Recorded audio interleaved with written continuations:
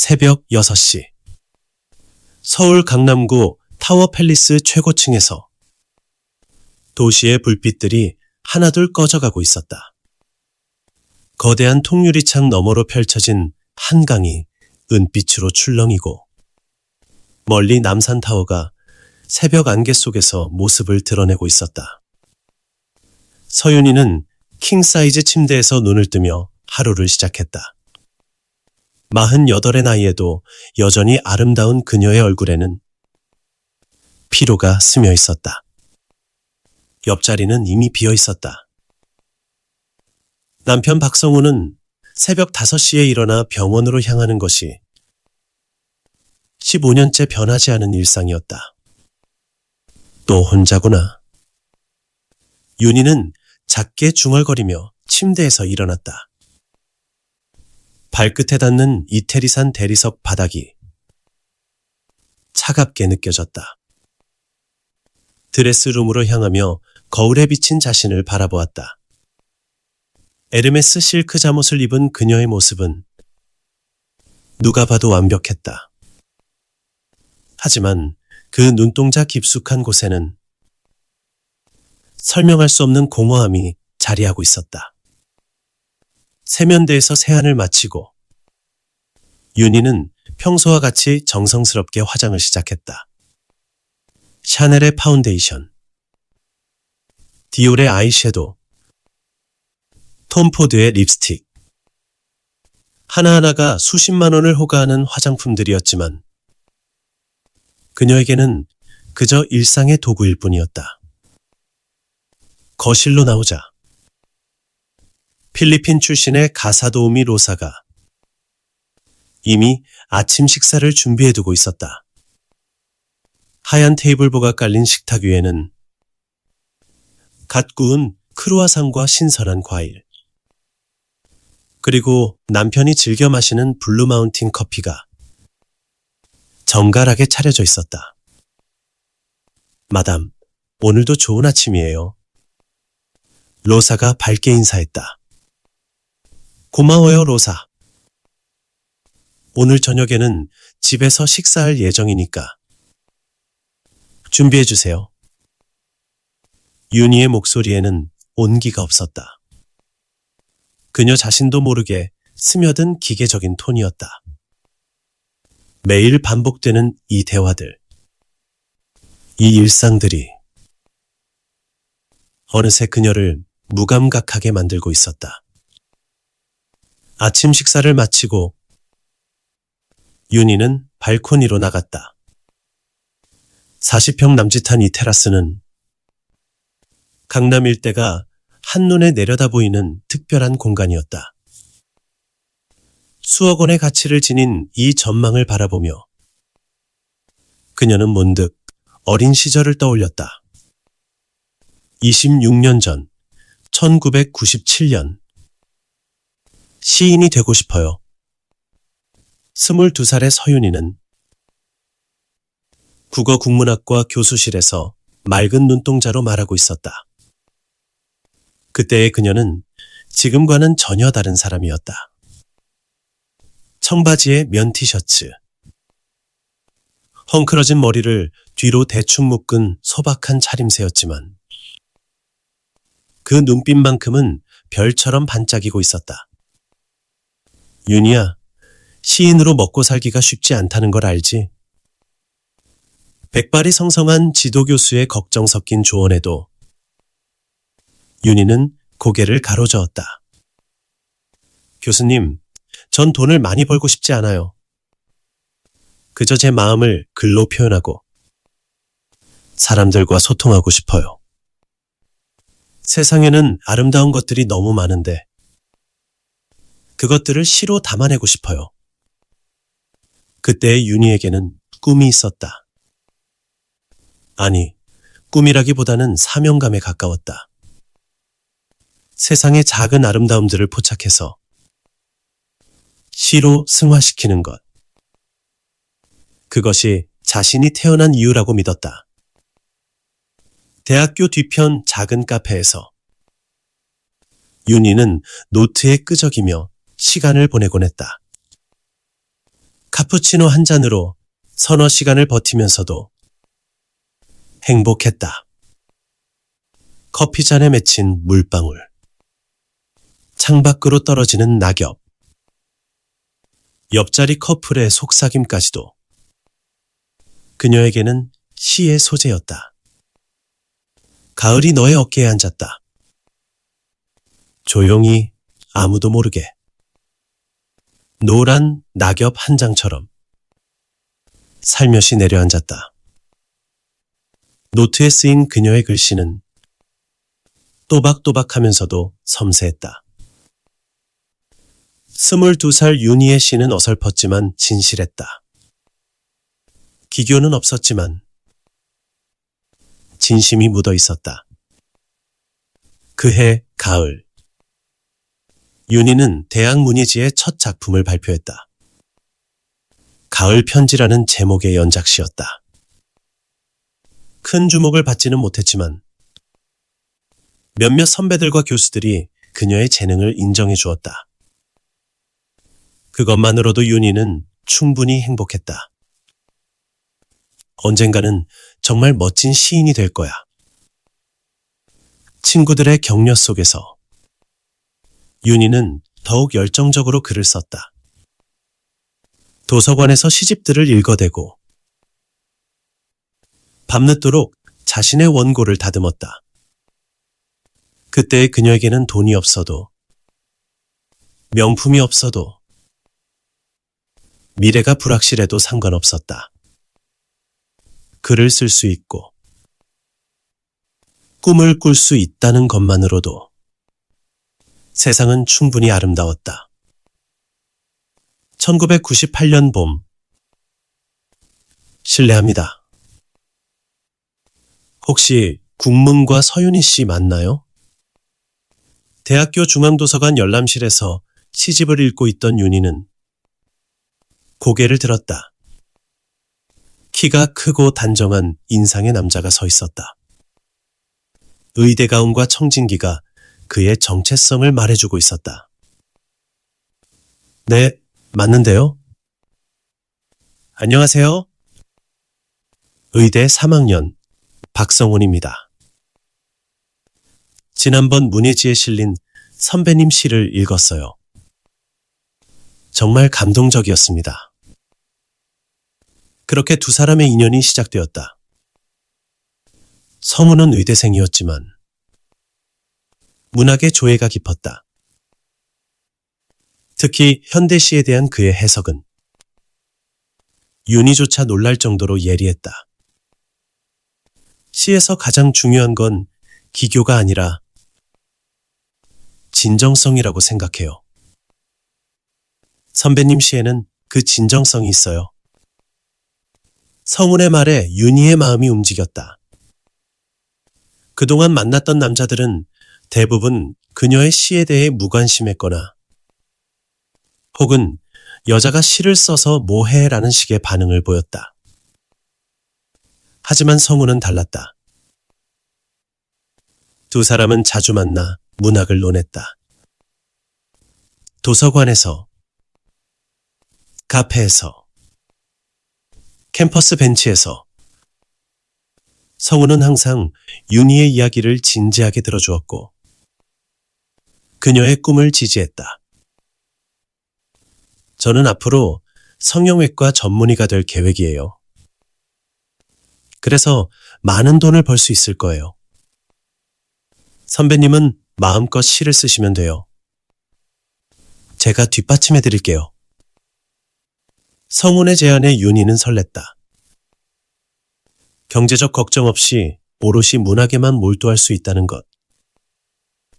그것은 모든 예술가가 꿈꾸는 이상향이었다. 정말요? 저 같은 사람을 위해서 그런 계획을 세워도 되나요? 물론이죠. 저는 선배님의 재능을 존경해요. 그리고 사랑해요. 23살의 봄. 캠퍼스 벚꽃이 흩날리는 길에서 두 사람은 사랑에 빠졌다. 성우는 윤희의 시를 암송할 수 있을 만큼 그녀의 작품을 사랑했고, 윤희는 자신의 꿈을 이해하고 지지해주는 성운에게 깊이 빠져들었다. 2000년 가을, 결혼식은 강남의 한 호텔에서 성대하게 치러졌다. 성운의 아버지가 운영하는 종합병원 덕분에 혼례식장은 의료계 인사들로 가득했다. 윤희의 가족은 소박했지만 성운의 가족은 강남 의료계의 명문가였다. 이제부터는 제가 선배님의 든든한 후원자가 되어드릴게요. 신혼여행지 제주도에서 성운이 윤희의 손을 잡으며 말했다. 그때의 성운은 진심이었다. 적어도 그렇게 보였다. 고마워요. 당신 덕분에 걱정 없이 글을 쓸 수 있을 것 같아요. 새하얀 웨딩드레스를 입은 윤희는 행복했다. 사랑하는 사람과 결혼했고 꿈을 포기하지 않아도 되는 환경이 마련되었다. 앞으로의 삶이 장밋빛으로만 보였다. 신혼집은 압구정의 고급 아파트였다. 성운의 부모가 마련해준 전세집이었지만 윤희에게는 궁전처럼 느껴졌다. 드넓은 거실, 최신식 주방, 그리고 무엇보다 햇살이 잘 드는 작은 방 하나를 서재로 꾸밀 수 있었다. 여기서 마음껏 쓰세요. 저는 당신의 첫 번째 독자가 되겠어요. 성운은 윤희를 위해 책상과 의자, 그리고 작은 서가를 준비해 주었다. 윤희는 감격했다. 자신만의 서재에서 자신만의 시간에 글을 쓸 수 있다는 것. 그것은 그녀가 그토록 꿈꿔왔던 일이었다. 첫 해는 정말 행복했다. 성운은 레지던트로 바쁜 와중에도 윤희의 글을 챙겨 읽어주었고 문학 모임이나 신앙송회에도 함께 참석했다. 윤희도 남편을 위해 정성스럽게 요리를 해주고 그의 힘든 하루를 위로해 주었다. 당신 시가 점점 깊어지고 있어요. 정말 대단해요. 성운의 칭찬에 윤희는 더욱 열심히 글을 썼다. 결혼 후 첫 해 동안 그녀는 20편이 넘는 시를 완성했다. 그중 몇 편은 문학지에 투고해서 좋은 반응을 얻기도 했다. 하지만 변화는 서서히 시작되고 있었다.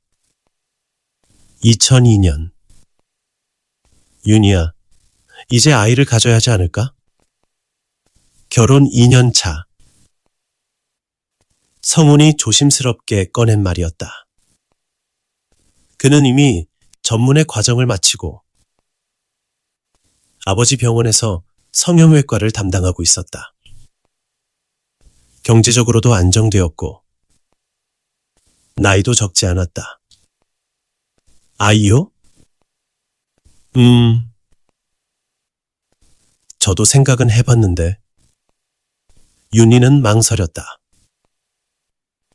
아이는 갖고 싶었지만 지금 막 궤도에 오르기 시작한 자신의 문학 활동이 걱정되었다. 임신과 육아로 인해 글쓰기를 중단해야 할까봐 두려웠다. 괜찮아요. 제가 도와줄게요. 아이가 생겨도 계속 쓰세요. 성운의 약속을 믿고 윤희는 임신했다. 하지만 입덧이 심했던 초기 몇 달 동안 그녀는 글을 쓸 수 없었다. 컴퓨터 앞에 앉기만 해도 메스꺼움이 밀려왔다. 조금만 참아요. 안정기에 들어가면 괜찮아질 거예요. 성운은 위로했지만 윤희의 불안감은 커져갔다. 그동안 하루도 빠짐없이 써온 일기조차 몇 주째 손을 대지 못하고 있었다. 2003년 봄. 아들 박지윤이 태어났다. 윤희는 아이를 보는 순간 모든 걱정을 잊었다. 작고 소중한 생명체가 자신의 품에서 숨을 쉬고 있다는 것만으로도 세상이 달라 보였다. 하지만 현실은 녹록지 않았다. 밤낮 없는 수유와 육아에 지친 윤희는 글을 쓸 여유를 찾을 수 없었다. 하루에 몇 시간씩 울어대는 아이 때문에 집중할 수 없었다. 당신, 조금 도와줄 수 없나요? 너무 힘들어요. 미안해요. 병원 일이 너무 바빠서. 조금만 더 참아요. 성우는 점점 집에 늦게 들어왔다. 전문의가 되면서 수술 일정도 많아졌고 병원 내 정치에도 신경 써야 했다. 자연스럽게 육아의 모든 책임은 윤희의 몫이 되었다. 서재는 아이용품으로 가득 찼다. 원고지와 펜이 있던 책상 위에는 기저귀와 젖병이 놓여 있었다. 윤희는 가끔 그 풍경을 바라보며 씁쓸한 미소를 지었다. 언제쯤 다시 글을 쓸 수 있을까? 혼자 중얼거리는 윤희의 목소리에는 체념이 섞여 있었다. 2005년 둘째 딸 박서연이 태어났다. 성우는 아들에 이어 딸까지 얻게 된 것을 무척 기뻐했다. 병원 사업도 번창해서 압구정에서 타워 팰리스로 이사를 했다. 이제 정말 성공한 것 같아요. 당신 덕분이에요. 성우는 윤희에게 감사 인사를 했지만 그 말 속에는 미묘한 변화가 있었다. 당신의 내조 덕분이라는 뜻이 숨어 있었다. 그런데 윤희야,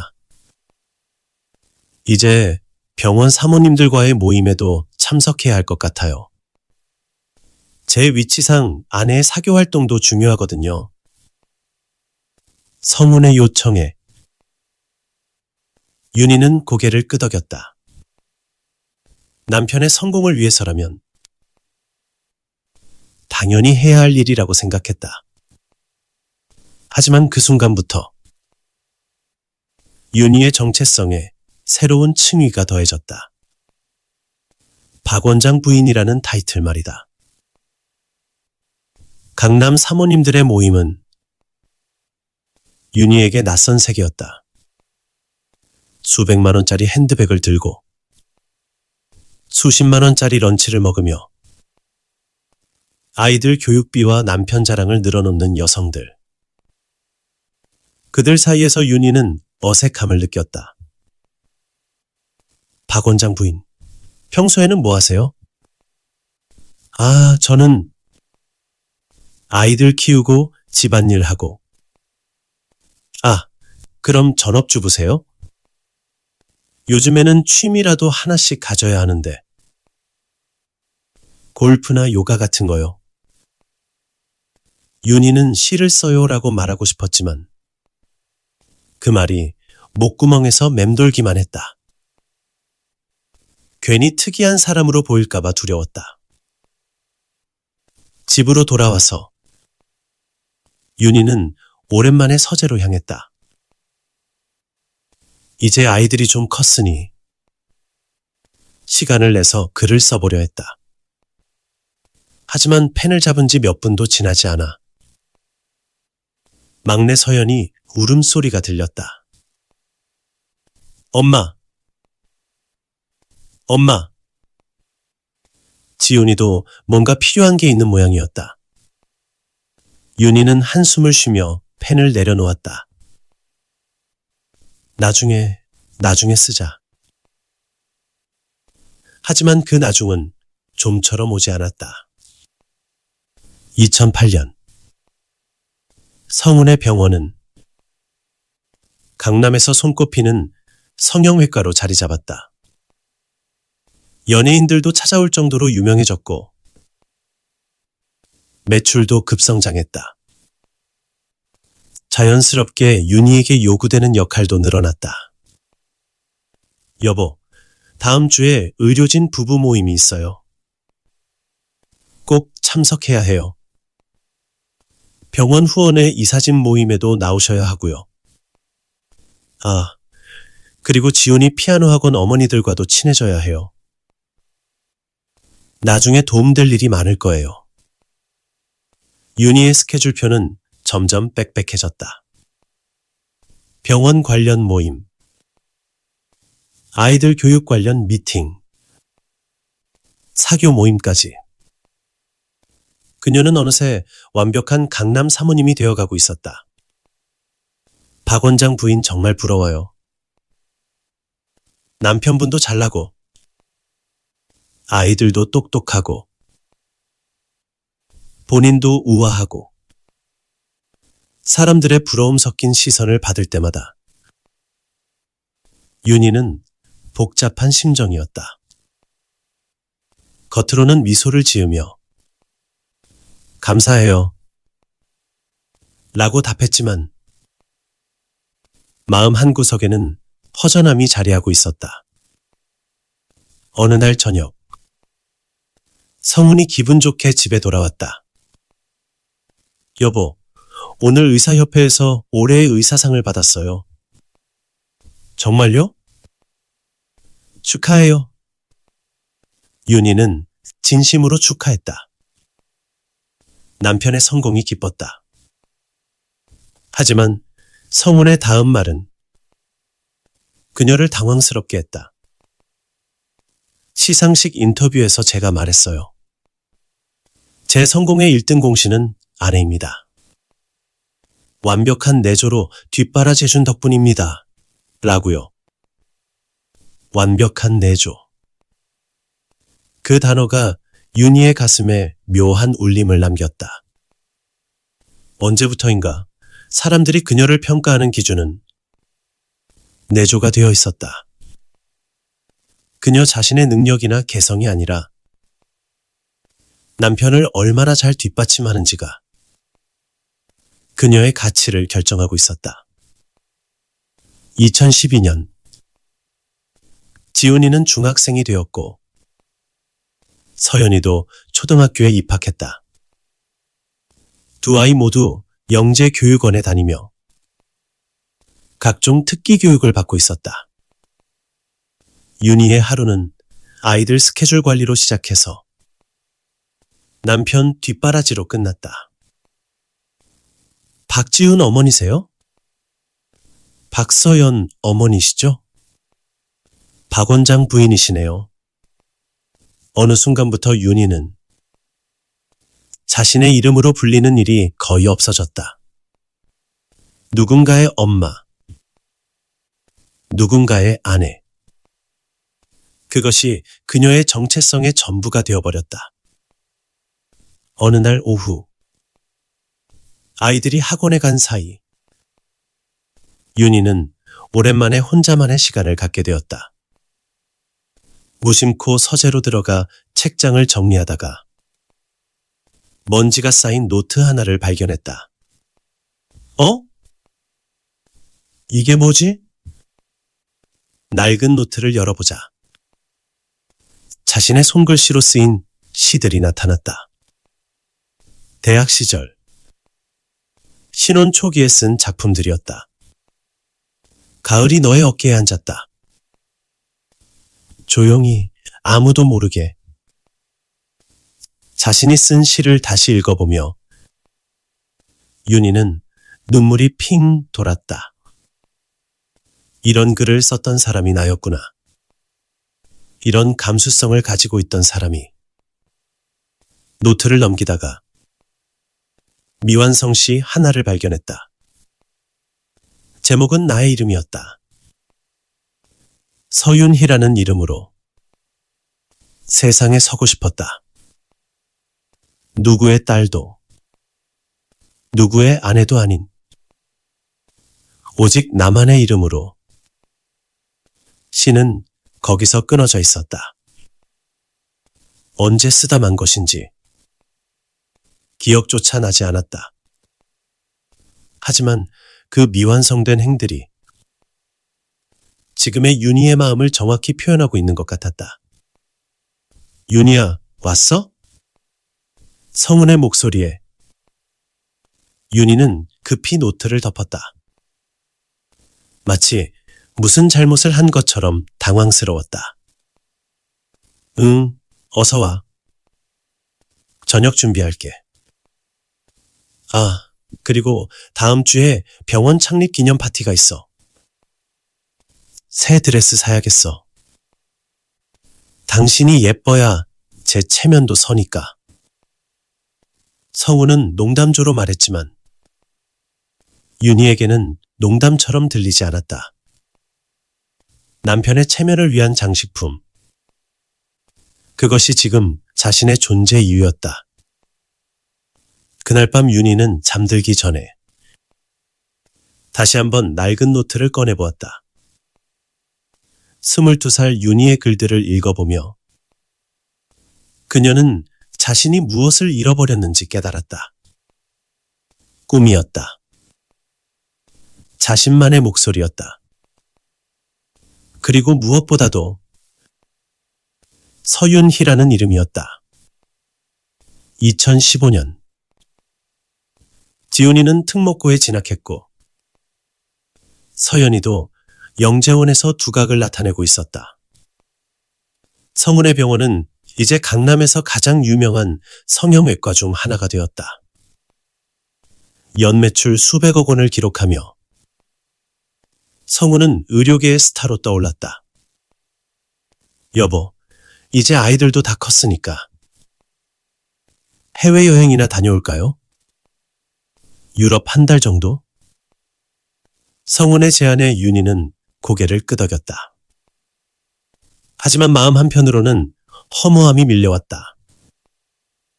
아이들이 다 컸다는 것은 이제 엄마로서의 역할도 줄어든다는 뜻이었다. 그렇다면 자신에게 남은 것은 무엇일까? 그런데 여행 전에 하나 부탁이 있어요. 뭔데요?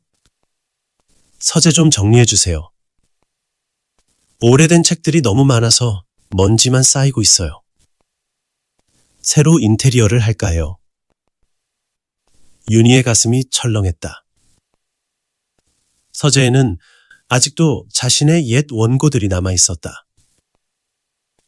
비록 오랫동안 들여다보지 않았지만 그것들은 자신의 과거와 연결된 유일한 끈이었다. 꼭 정리해야 할까요? 네. 이제 아무도 안 쓰는 공간이잖아요. 차라리 홈시어터나 만들까 해요. 그날 오후 윤희는 혼자서 서재 정리를 시작했다. 오래된 시집들, 문학 이론서들, 그리고 자신이 쓴 원고들까지 하나하나 상자에 담으면서 마치 자신의 과거를 묻어버리는 기분이었다. 가장 마지막에 손에 든 것은 그 낡은 노트였다. 22살 윤희가 꿈꾸며 썼던 시들이 담긴 소중한 기록이었다. 잠시 망설이던 윤희는 노트를 가슴에 꼭 안았다. 미안해. 정말 미안해. 자신에게. 그리고 그 시절의 꿈에게 사과하며 윤희는 노트를 다른 원고들과 함께 상자 맨 아래 깊숙이 넣었다. 그리고 상자를 단단히 테이프로 봉인했다. 상자를 창고로 옮기며 윤희는 자신의 마지막 남은 정체성마저 봉인하는 기분이었다. 이제 정말로 완전한 박 원장 부인이 되는 것이었다. 참고 문을 닫으며 윤희는 작게 중얼거렸다. 안녕 서윤희. 그렇게 40살의 서윤희는 자신의 이름과 작별했다. 앞으로 그녀에게 남은 것은 남편의 성공을 위한 완벽한 보조자로서의 삶뿐이었다. 2023년 현재 창고에서 나온 윤희는 다시 발코니로 향했다. 해가 중천에 떠올라 강남 일대를 환하게 비추고 있었다. 수많은 빌딩들 사이로 개미처럼 바쁘게 움직이는 사람들이 보였다. 그들 각자에게는 저마다의 이름과 꿈이 있을 텐데. 마담, 점심 준비됐어요. 로사의 목소리에 윤희는 현실로 돌아왔다. 오늘도 어김없는 일상이 시작될 것이었다. 오후에는 서연이가 다니는 예고 학부모 모임이 있고 저녁에는 성운의 동기들과 부부 모임이 예정되어 있었다. 거울 앞에서 윤희는 자신의 모습을 바라보았다. 명품으로 치장한 완벽한 외모, 흠잡을 데 없는 화장, 우아한 자세.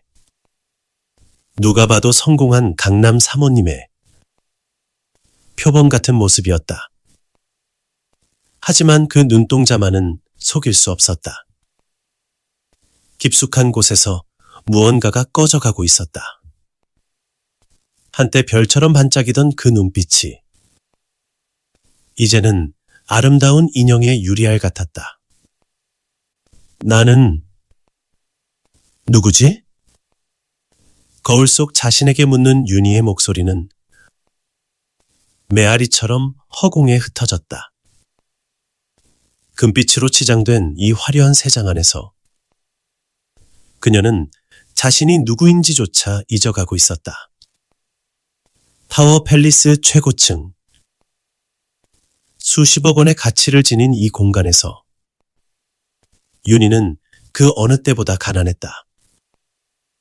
물질적으로는 풍요로웠지만 정신적으로는 아무것도 가진 것이 없었다. 창밖으로 다시 한번 시선을 돌린 윤희는 멀리 보이는 한강을 바라보았다. 강물은 오늘도 쉼없이 흘러가고 있었다. 어디선가 시작되어 어디론가 향해 가는 그 물처럼 삶도 흘러가고 있었다. 하지만 자신의 삶은 어디로 향하고 있을까? 이 화려한 세상에서 늙어가는 것이 자신의 운명일까? 윤희는 알 수 없었다. 다만 가슴 깊은 곳에서 무언가가 꿈틀거리고 있다는 것만은 느낄 수 있었다. 오랫동안 잠들어 있던 무언가가 서서히 깨어나려 하고 있었다. 그것이 무엇인지는 몰랐지만 분명한 것은 변화가 시작되고 있다는 것이었다. 금빛 세 장의 문이 열리는 날은 아직 멀었지만 그 첫 번째 균열은 이미 시작되고 있었다. 저 멀리 한강 너머로 석양이 지고 있었다. 또 하루가 지나가고 있었다. 하지만 내일은 오늘과 달라질 수 있을까? 윤희는 그 답을 찾기 위해 아직은 모르는 긴 여정을 준비하고 있었다. 엄마, 나 이제 정말 가야 해.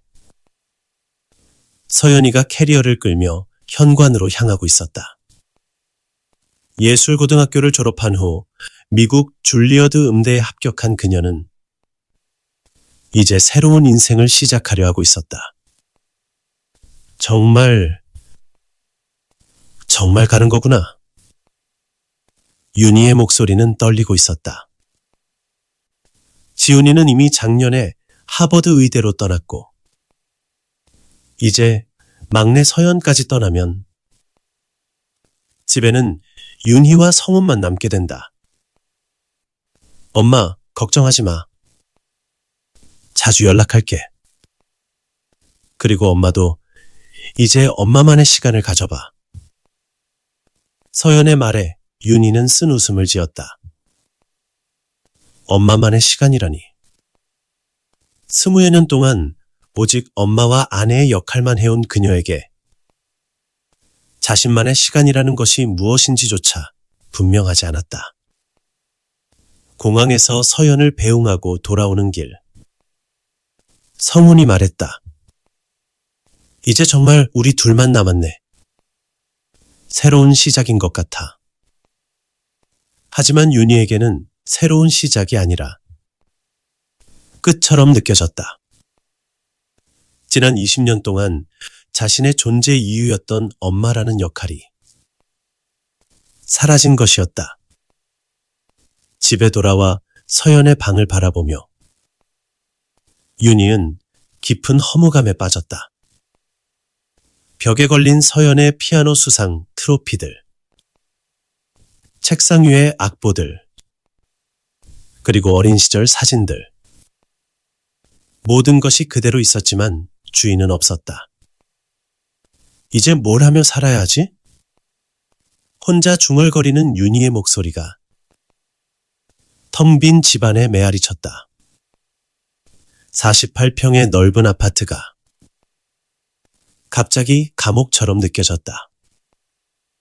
그날 밤 윤희는 잠들 수 없었다. 옆에서 코를 고는 성훈을 바라보며 그녀는 자신의 삶을 되돌아보았다. 결혼한 지 23년. 그 세월 동안 자신은 무엇을 했을까? 남편의 성공을 위해 뒷바라지를 했고 아이들을 훌륭하게 키워냈다. 객관적으로 보면 성공한 인생이었다. 하지만 정작 서윤이라는 개인은 어디에도 없었다. 창밖으로 새벽이 밝아오고 있었다. 또 다른 하루가 시작되고 있었지만 윤희에게는 그 하루를 채울 의미가 보이지 않았다. 박 원장 부인, 오늘 정말 아름다우세요. 강남의 한 고급 호텔에서 열린 의료진 부인 모임에서 윤희는 여전히 사람들의 부러움을 받고 있었다. 샤넬의 최신 트위드 재킷을 입고 에르메스 바백을 든 그녀의 모습은 완벽 그 자체였다. 아이들도 다 훌륭하게 키우시고 정말 본받고 싶어요. 박 원장님도 부인 덕분에 더욱 성공하시는 것 같아요. 칭찬의 말들이 쏟아졌지만 윤희는 점점 숨이 막히는 기분이었다. 이런 모임에서 나누는 대화는 항상 똑같았다. 남편 자랑, 자녀 자랑, 그리고 최신 명품에 대한 이야기. 그런데 박 원장 부인은 요즘 뭐 하세요? 아이들 다 떠났으니까 시간 많으실 텐데. 갑작스러운 질문에 윤희는 당황했다. 뭘 하고 있느냐고? 사실 아무것도 하지 않고 있었다. 저는 그냥 집안일하고 남편 뒷바라지하고. 에이, 그것만으론 안 되죠. 골프라도 배우세요. 요즘 사모님들은 다 골프해요. 아니면 요가나 필라테스도 좋고요. 몸매 관리도 중요하잖아요. 여러 제안이 쏟아졌지만 윤희의 마음에는 어느 것도 와닿지 않았다. 골프도, 요가도, 그 모든 것이 단지 시간을 때우기 위한 수단일 뿐이었다. 좋은 아이디어네요. 한번 생각해 볼게요. 적당히 답하며 윤희는 웃음을 지었다. 하지만 그 웃음 뒤에는 깊은 공허함이 숨어 있었다. 집으로 돌아오는 길에 윤희는 문득 궁금했다. 저 사람들은 정말 행복할까? 겉으로는 화려해 보이지만 그들도 자신과 같은 공허함을 느끼고 있는 것은 아닐까. 하지만 그런 질문을 할 용기는 없었다. 그런 질문을 하는 순간 자신이 이 화려한 세계에 맞지 않는 사람이라는 것이 드러날까. 두려웠다. 여보, 다음 주에 큰 행사가 있어요. 성훈이 흥분된 목소리로 말했다. 그의 병원이 의료계에서 큰 상을 받게 되었고 시상식에 참석해야 했다. 축하해요. 정말 대단해요. 윤희는 진심으로 축하했다. 남편의 성공이 기뻤다. 하지만 성훈의 다음 말은 그녀를 당황스럽게 했다. 그런데 시상식에 꼭 같이 가야 해요. 제 성공 뒤에는 훌륭한 아내가 있다는 걸 보여줘야 하니까요. 물론이죠. 어떤 옷을 입을까요? 백화점에 가서 새 드레스 하나 맞춰요. 이번엔 정말 중요한 행사거든요. 다음날 윤희는 백화점으로 향했다. 명품관에서 수백만 원짜리 드레스들을 구경하며 그녀는 문득 자신이 전시품 같다는 생각이 들었다. 남편의 성공을 과시하기 위한 아름다운 장식품 말이다. 이 드레스 어때요? 시상식에 딱 맞을 것 같은데요. 직원이 권하는 드레스는 정말 아름다웠다. 하지만 윤희는 그 드레스를 입은 자신의 모습을 상상하며 씁쓸했다. 또다시 박 원장의 아내로서 무대에 서는 것이었다. 네, 이걸로 할게요. 결제를 하며 윤희는 가격표를 보고 움찔했다. 이 돈이면 얼마나 많은 책을 살 수 있을까? 아니면 작은 전시회라도 열 수 있지 않을까? 하지만 그런 생각은 금세 지워버렸다. 지금의 자신에게는 그런 것들이 어울리지 않았다. 자신은 그저 박 원장 부인일 뿐이었다. 집으로 돌아와 새 드레스를 입어보며 윤희는 거울 속 자신을 바라보았다. 완벽한 모습이었다.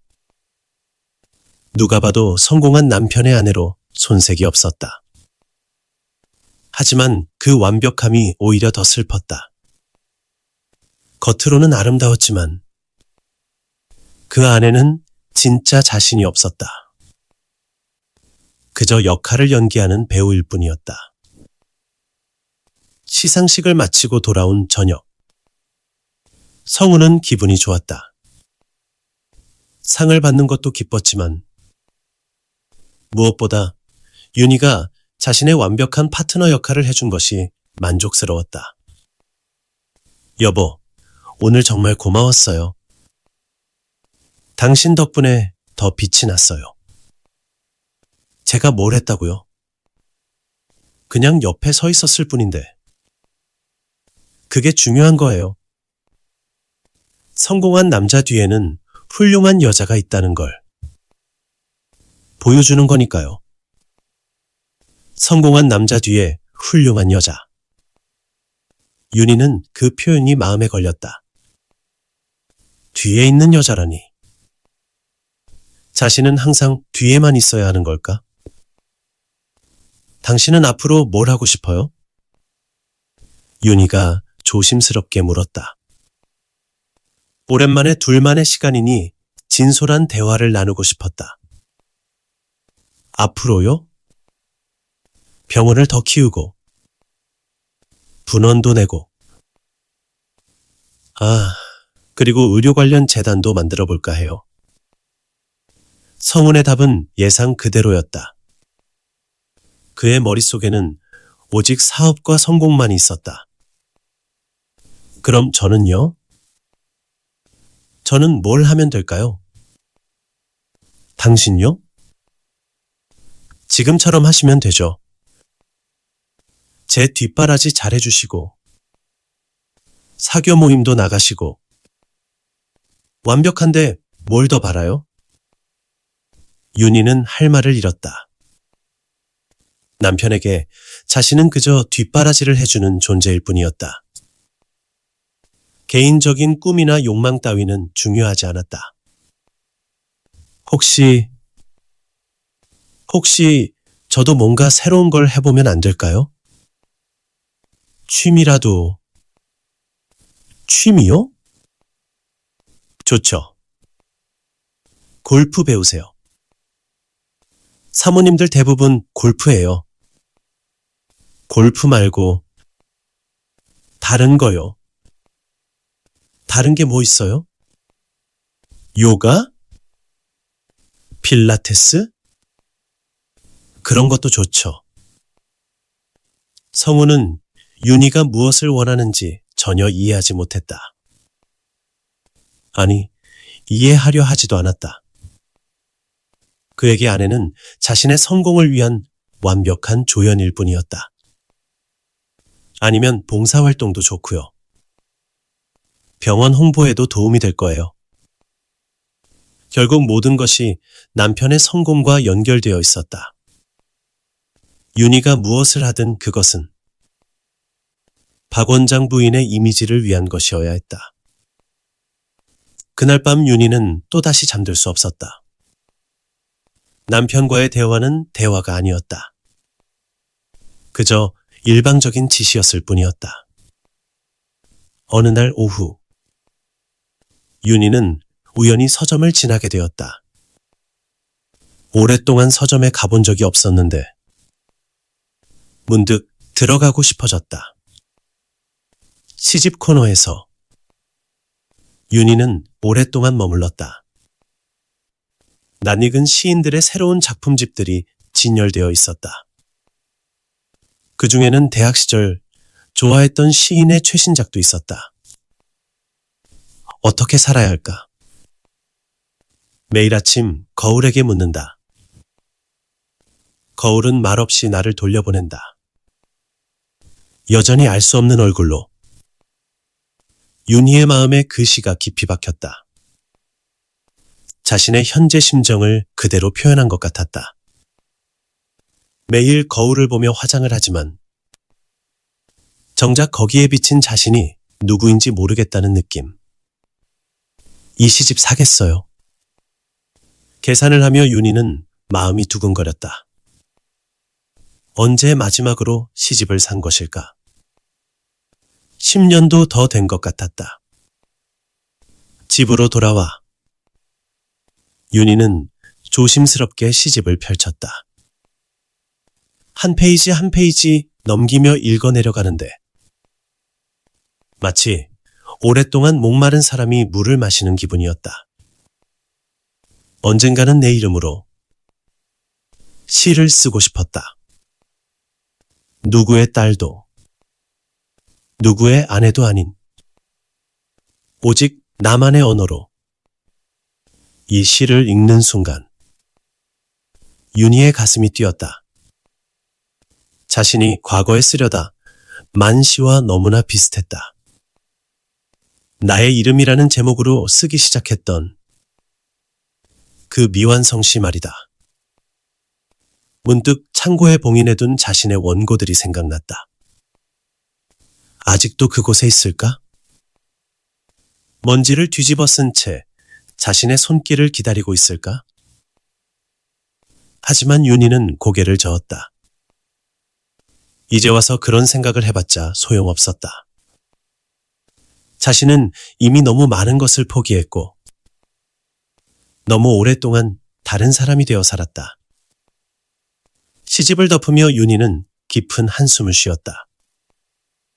시는 여전히 아름다웠지만 그 아름다움이 더욱 자신의 현실을 비참하게 만들었다.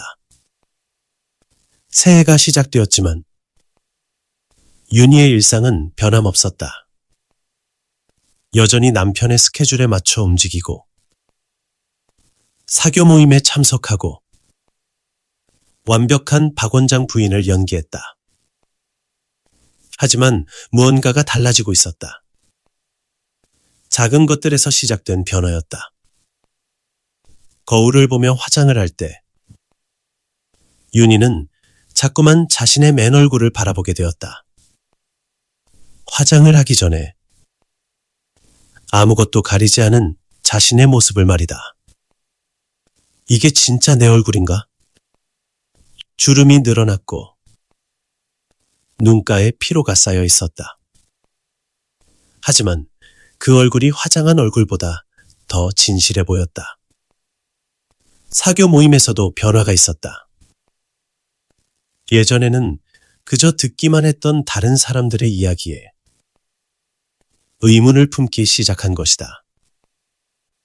저는 요즘 골프에 푹 빠져 있어요. 정말 재밌어요. 전 요가를 시작했는데 몸매가 확실히 좋아지더라고요. 이런 이야기들을 들으며 윤희는 생각했다. 과연 그것들이 진정으로 그들을 행복하게 해주는 걸까? 아니면 그저 시간을 때우기 위한 것일까? 박 원장 부인은 요즘 뭘 하세요? 또다시 그 질문이 나왔을 때 윤희는 평소와 다른 대답을 했다.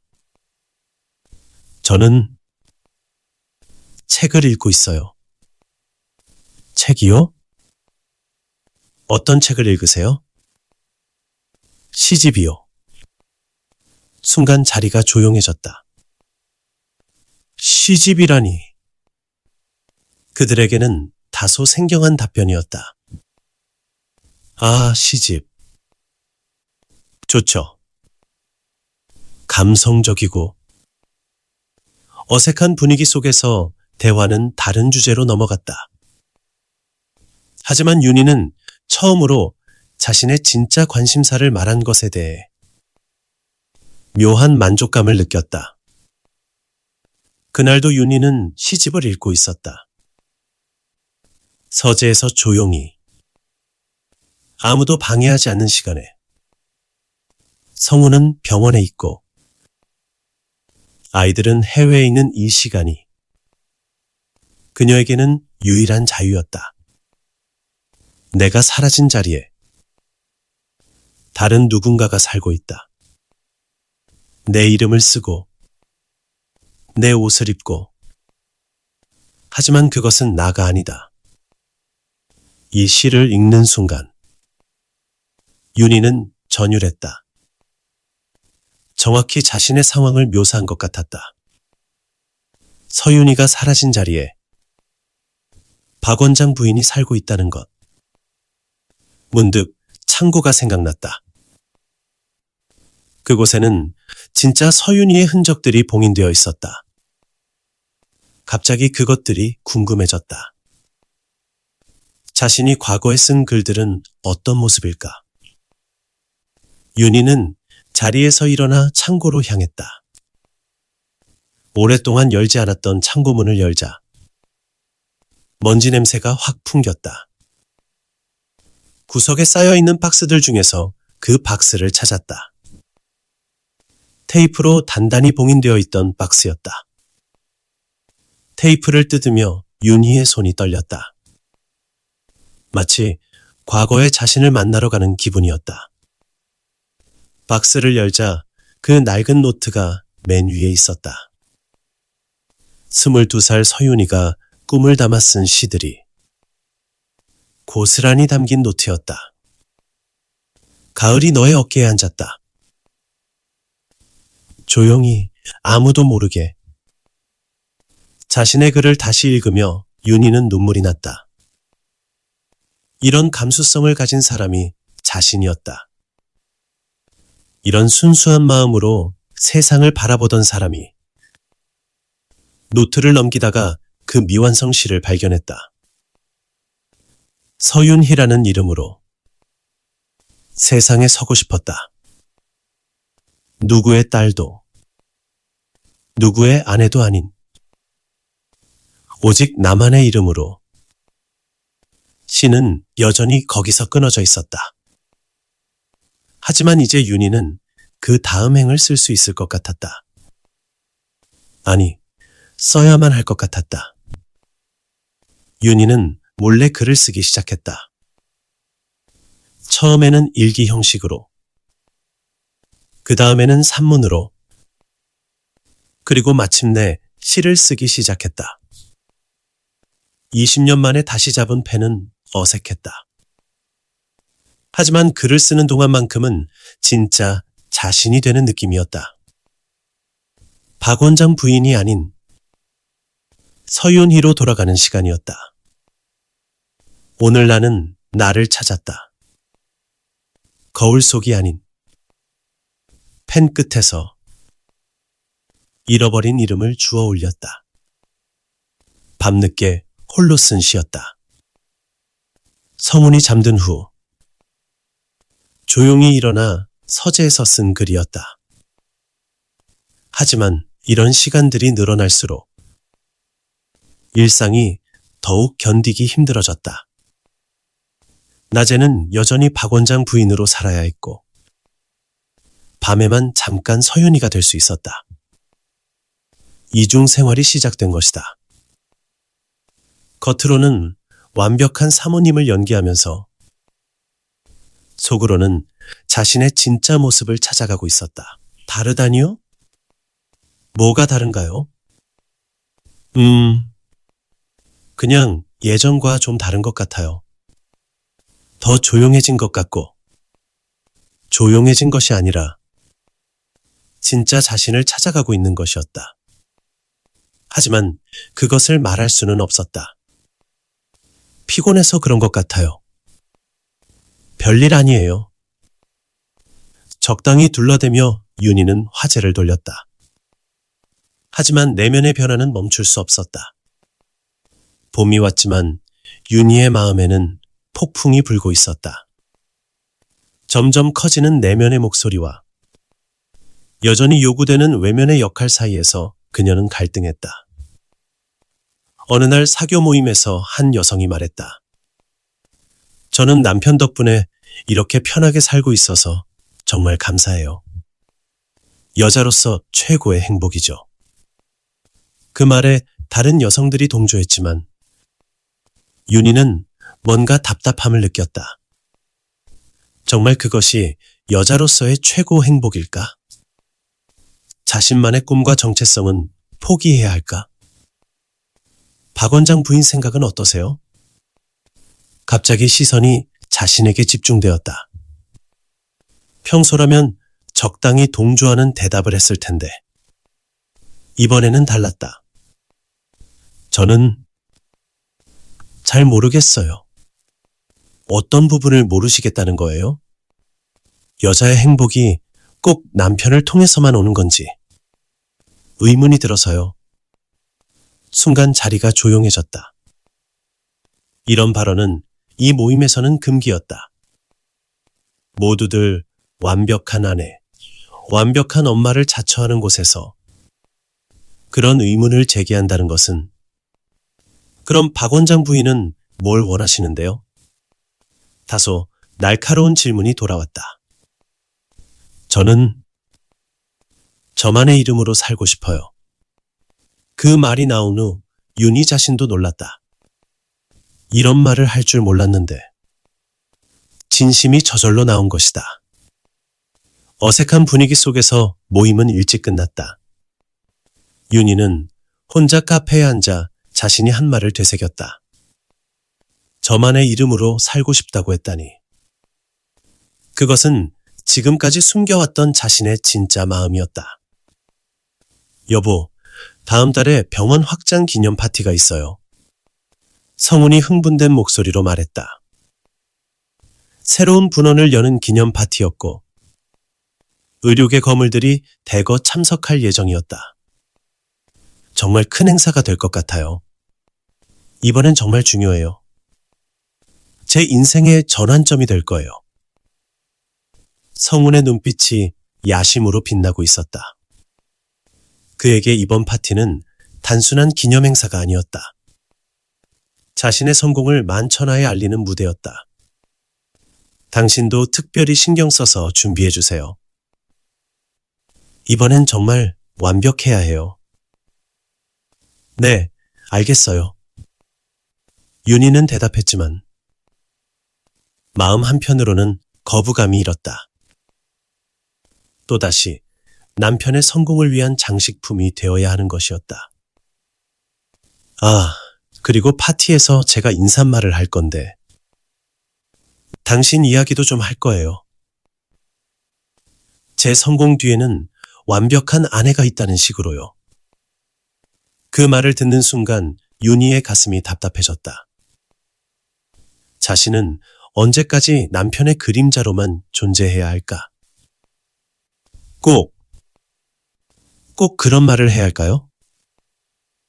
당연하죠. 성공한 남자의 아내로서.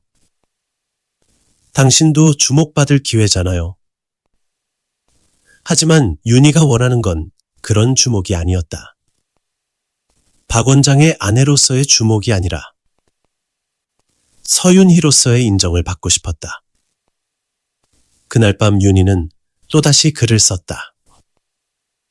나는 누구의 소유물이 아니다. 누구의 그림자도 아니다. 하지만 세상은 계속 나를 다른 이름으로 부른다. 펜을 놓으며 윤희는 결심했다.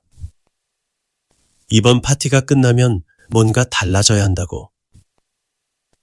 더 이상 이런 식으로는 살 수 없다고. 드디어 그날이 왔다. 강남의 최고급 호텔에서 열리는 박성훈 병원장의 분원 개설 기념 파티였다. 의료계 인사들은 물론 정치인과 재계 인사들까지 참석한 대규모 행사였다. 윤희는 새로 맞춘 이브닝 드레스를 입고 성훈의 옆에 서 있었다. 수천만 원짜리 드레스와 보석들로 치장한 그녀의 모습은 완벽했다. 모든 사람의 시선을 받기에 충분했다. 박 원장님 부인, 정말 아름다우시네요. 완벽한 부부세요. 부러워요, 정말. 칭찬의 말들이 쏟아졌지만 윤희는 점점 숨이 막히는 기분이었다. 화려한 샹들리에 불빛 아래에서 웃고 있는 자신이 마치 인형 같았다. 드디어 성훈의 인사말 시간이 왔다. 그는 단상에 올라 마이크를 잡았다. 오늘 이 자리에 함께해 주신 모든 분께 감사드립니다. 제가 여기까지 올 수 있었던 것은 윤희는 긴장했다. 곧 자신 이야기가 나올 것이었다. 무엇보다 제 뒤에서 묵묵히 저를 뒷받침해준 아내 덕분입니다. 박수가 터져나왔고 모든 시선이 윤희에게 쏠렸다. 그녀는 억지로 미소를 지으며 손을 흔들었다. 제 아내는 저의 최고의 내조자이자 저의 성공을 위한 든든한 동반자입니다. 아내가 없었다면 오늘의 제가 있을 수 없었죠. 더 큰 박수가 쏟아졌다. 하지만 윤희에게는 그 박수가 조롱처럼 들렸다. 자신의 존재가 오직 남편의 성공을 위한 도구로만 평가받고 있다는 것이 견딜 수 없었다. 그런 훌륭한 아내를 둔 저는 정말 행복한 남자입니다. 성훈의 말이 끝나자 더욱 큰 박수가 터져나왔다. 사람들이 윤희를 바라보며 부러워하는 시선을 보냈다. 하지만 그 순간 윤희는 깨달았다. 자신은 인격체가 아니라 트로피였다. 남편이 자랑할 수 있는 아름다운 전리품일 뿐이었다. 자신의 꿈도, 개성도, 인격도 중요하지 않았다. 오직 박 원장의 완벽한 아내라는 역할만이 중요했다. 화려한 샹들리에가 갑자기 자신을 짓누르는 것 같았다. 웃고 있는 사람들의 얼굴이 가면 같아 보였다. 모든 것이 가짜였다. 이 화려함도, 이 칭찬들도, 그리고 자신의 삶도. 축하합니다, 부인. 한 여성이 다가와 축하 인사를 했지만 윤희는 제대로 대답할 수 없었다. 가슴이 답답하고 숨이 막혔다. 잠깐 화장실 좀. 윤희는 간신히 말을 하며 자리를 벗어났다. 사람들 사이를 비집고 나가며 그녀는 마치 익사 직전의 사람처럼 공기를 찾았다. 화장실에서 윤희는 거울 앞에 섰다. 완벽하게 화장한 자신의 얼굴이 비쳤다. 하지만 그 얼굴이 자신의 것 같지 않았다. 마치 다른 사람을 보는 것 같았다. 이게 나인가? 거울 속의 여자는 아름다웠다. 하지만 그 눈동자는 죽어 있었다. 생기라곤 찾아볼 수 없는 공허한 눈빛이었다. 윤희는 화장품을 꺼내 립스틱을 다시 발랐다. 기계적인 동작이었다. 20여 년 동안 반복해온 동작이었다. 하지만 오늘은 그 동작조차 역겨웠다. 왜 이러고 살지? 자신에게 묻는 목소리가 화장실에 울렸다. 하지만 대답은 없었다. 다시 파티장으로 돌아간 윤희는 성훈의 옆자리에 앉았다.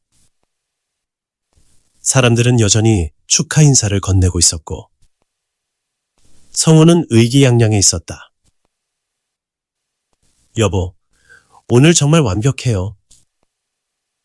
당신 덕분에 더 빛이 났어요. 성훈의 칭찬에 윤희는 고개를 끄덕였다. 하지만 마음속으로는 절규하고 있었다. 나는 빛이 아니야. 나는 그림자야. 당신의 빛을 위해 존재하는 그림자일 뿐이야. 파티는 늦은 밤까지 계속되었다. 윤희는 내내 미소를 지으며 사람들과 인사했다. 완벽한 연기였다. 하지만 그 연기가 끝나는 순간 자신은 어떻게 될까? 집으로 돌아오는 차 안에서 성훈은 여전히 흥분해 있었다. 오늘 정말 성공적이었어요. 다들 부러워하더라고요. 특히 당신을 보고 정말 부러워했어요. 윤희는 대답하지 않았다. 더 이상 어떤 말도 하고 싶지 않았다. 여보? 왜 조용해요? 오늘 정말 좋은 날인데. 좋은 날이라고요? 윤희의 목소리에 이상한 기운이 섞여 있었다. 당연하죠. 제 인생 최고의 날 중 하나예요. 당신 인생 최고의 날. 윤희는 중얼거렸다. 남편에게 오늘은 최고의 날이었다. 하지만 자신에게는 어떤 날이었을까? 집에 도착해서도 성우는 계속 오늘 일에 대해 이야기했다. 누가 뭐라고 했는지, 어떤 반응을 보였는지, 앞으로 어떤 기회가 있을지. 그런데 여보, 정말 고마워요. 오늘 당신이 있어서 더 완벽했어요. 그 말을 듣는 순간 윤희 안에서 뭔가가 터졌다. 완벽했다고요? 네? 왜 그래요? 저한테 물어보신 적 있나요? 제가 원하는 게 뭔지, 제가 어떤 기분인지. 성우는 갑작스러운 윤희의 변화에 당황했다. 무슨 소리예요? 당신은 오늘 정말 아름다웠고 모든 사람이 부러워했어요. 부러워했다고요? 저를 보고 부러워한 게 아니라 당신의 소유물을 보고 부러워한 거잖아요. 소유물이라니 무슨 말을. 저는 트로피가 아니에요. 당신이 자랑할 수 있는 장식품이 아니라고요. 윤희의 목소리가 점점 커졌다. 20여 년 동안 참아왔던 모든 것이 터져나오고 있었다. 여보, 진정해요. 무슨 일인지 모르겠지만. 진정하라고요? 저는 23년 동안 진정하고 살았어요. 제 꿈도, 제 이름도 다 버리고. 성우는 완전히 당황했다. 평소에 온순하던 아내가 갑자기 이런 모습을 보이는 것이 이해가 되지 않았다. 당신이 뭘 원하는지 모르겠어요. 우리는 행복하게 살고 있잖아요. 행복하다고요? 누가요? 당신은 행복할지 몰라도 저는 아니에요. 윤희는 방으로 들어가며 문을 쾅 닫았다. 그리고 침대에 주저앉아 격한 감정을 달래려 했다. 하지만 감정은 쉽게 가라앉지 않았다. 오히려 더욱 거세졌다. 23년 동안 쌓인 억울함과 분노가 한꺼번에 터져나오고 있었다. 그날 밤 윤희는 잠들 수 없었다. 옆에서 자는 성훈을 바라보며 그녀는 자신의 인생을 돌아보았다. 22살에 꿈꾸던 시인 서윤희는 어디로 갔을까? 언제부터 박 원장 부인이 되어 살았을까? 그리고 언제까지 이렇게 살아야 할까? 윤희는 조용히 자리에서 일어나 서재로 향했다. 그리고 창고에서 가져온 낡은 노트를 펼쳤다. 그 미완성시 나의 이름이 거기 있었다. 서윤희라는 이름으로 세상에 서고 싶었다. 누구의 딸도, 누구의 아내도 아닌 오직 나만의 이름으로. 시를 읽으며 윤희는 펜을 들었다. 그리고 20여 년 만에 그 시의 다음 행을 써내려갔다. 하지만 나는 길을 잃었다.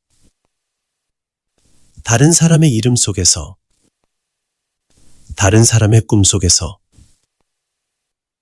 나는 나를 잃어버렸다. 이제야 깨달았다. 진정한 삶은 다시 시작될 수 있다는 것을. 늦었다고 생각할 때가 가장 빠른 시작이라는 것을. 펜을 놓으며 윤희는 눈물을 흘렸다. 하지만 그 눈물은 슬픔의 눈물이 아니었다. 깨달음의 눈물이었다. 이제 선택해야 할 때가 왔다. 계속 이렇게 살 것인가? 아니면 진짜 자신을 찾아 나설 것인가? 창밖으로 새벽이 밝아오고 있었다. 새로운 하루가 시작되고 있었다. 아니, 새로운 인생이 시작될 수도 있었다. 윤희는 결심했다. 더 이상 박 원장 부인으로만 살 수는 없다고. 서윤희로 살고 싶다고. 자신만의 이름으로 당당히 세상에 서고 싶다고. 그 결심이 그녀를 어디로 이끌지는 몰랐다. 하지만 분명한 것은 변화가 시작되었다는 것이었다. 유리로 만든 아름다운 성이 조금씩 균열을 일으키기 시작했다. 그리고 그 균열 사이로 진짜 서윤희가 고개를 내밀고 있었다.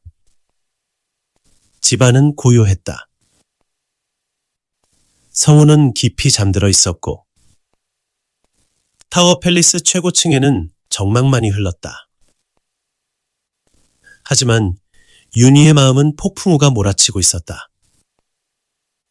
지난 며칠 동안 그녀는 계속 생각했다. 파티에서의 그 순간. 거울 속의 낯선 자신. 그리고 서문과의 충돌. 모든 것이 하나의 결론을 향해 흘러가고 있었다. 더 이상은 안 돼. 윤희는 작게 중얼거리며 침대에서 일어났다. 성운이 깨지 않도록 조심스럽게 움직였다. 서재로 가서 그녀는 책상 서랍을 열었다. 거기에는 며칠 전부터 몰래 준비해둔 것들이 있었다. 통장에서 뽑은 현금 300만 원, 신분증, 그리고 가장 소중한 것, 마이너스 낡은 원고 노트. 진짜 떠나는 거야? 자신에게 묻는 목소리가 떨렸다. 23년을 함께한 남편. 화려한 이 집. 안정된 생활을 모두 버리고 떠난다는 것이 현실적으로 가능할까? 하지만 윤희는 이미 결심했다. 더 이상 가짜로 살 수는 없었다. 박 원장 부인이라는 가면을 벗고 서윤희로 살고 싶었다. 옷장에서 가장 평범한 옷들을 꺼냈다. 청바지, 흰 티셔츠, 운동화, 명품들로 가득한 드레스룸에서 이런 옷들은 초라해 보였지만 오늘은 이것들이 가장 진실해 보였다. 거울 앞에서 화장을 지웠다. 수십만 원짜리 화장품들로 만든 완벽한 얼굴을 차가운 물로 씻어냈다. 맨 얼굴의 자신이 거울에 비쳤다. 주름지고 피곤해 보였지만 오랜만에 진짜 자신의 얼굴이었다. 작은 가방에 최소한의 옷과 현금, 그리고 원고 노트를 넣었다. 명품 가방들을 두고 학생 시절 쓰던 낡은 배낭을 꺼냈다. 이 배낭이 훨씬 자신에게 어울리는 것 같았다. 마지막으로 윤희는 성운에게 편지를 썼다. 성운에게. 미안해요. 이런 식으로 떠나게 되어서. 하지만 더 이상은 함께 할 수 없을 것 같아요. 저는 23년 동안 당신의 아내로 살았지만 정작 저 자신으로는 하루도 살지 못했어요. 이제는 서윤희로 살고 싶어요. 아이들에게는 엄마가 행복해지기 위해 떠났다고 전해주세요. 언젠가 제가 진짜로 웃을 수 있게 되면 그때 다시 만나게 될지도 모르겠어요. 고마웠어요. 그리고 미안해요. 윤희. 편지를 식탁 위에 놓고 윤희는 마지막으로 이 집을 돌아보았다. 수십억 원의 가치를 지닌 이 화려한 공간. 하지만 이곳에서 그녀는 행복하지 않았다. 현관문을 조용히 열고 나가며 윤희는 뒤돌아보지 않았다. 엘리베이터를 타고 로비로 내려가면서 그녀는 새로운 인생이 시작되고 있다는 것을 느꼈다.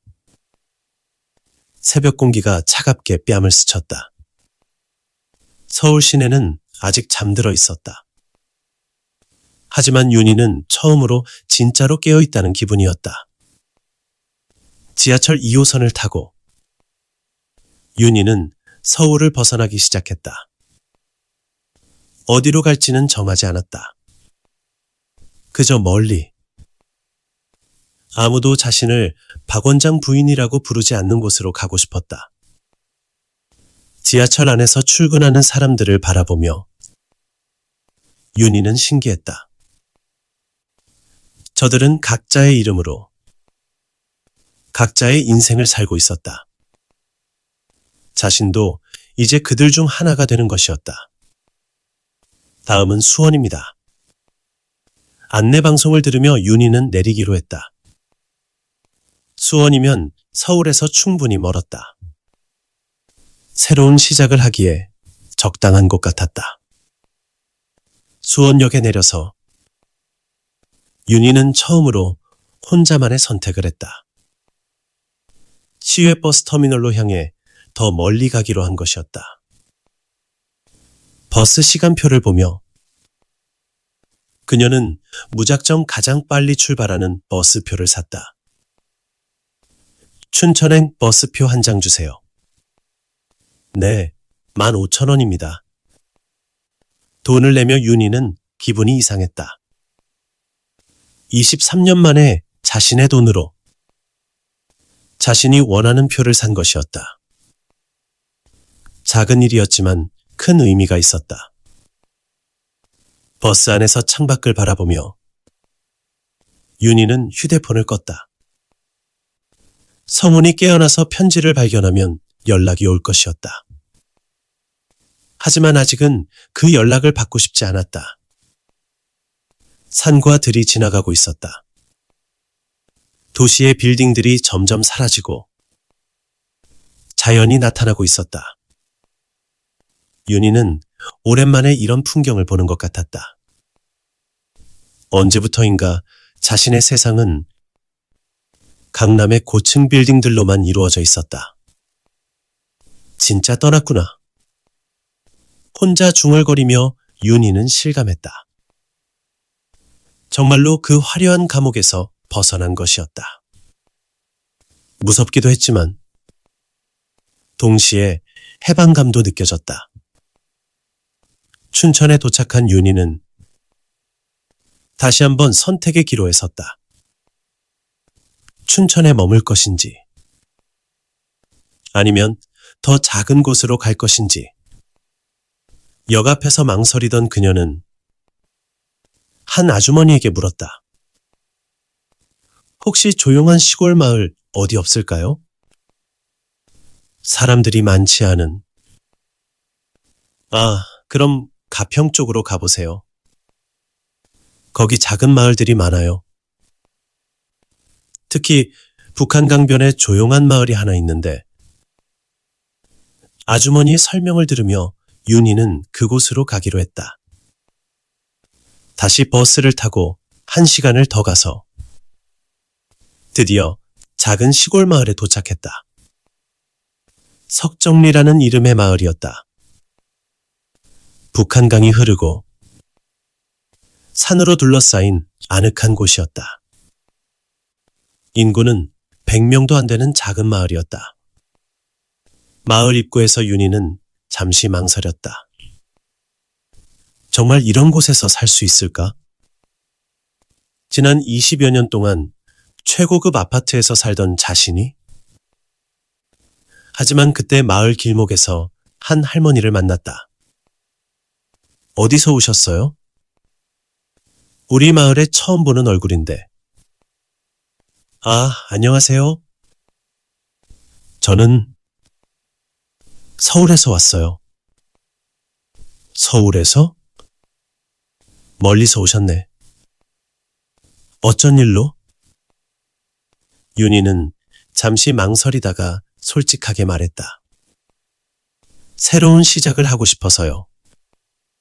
할머니는 윤희를 위아래로 훑어보더니 고개를 끄덕였다. 그래요. 좋은 일이네. 우리 마을에 빈집이 하나 있는데 관심 있으시면 보여드릴까요? 그렇게 윤희는 생전 처음으로 월세방을 구하게 되었다. 할머니가 보여준 집은 작은 단칸방이었지만 윤희에게는 궁전처럼 느껴졌다.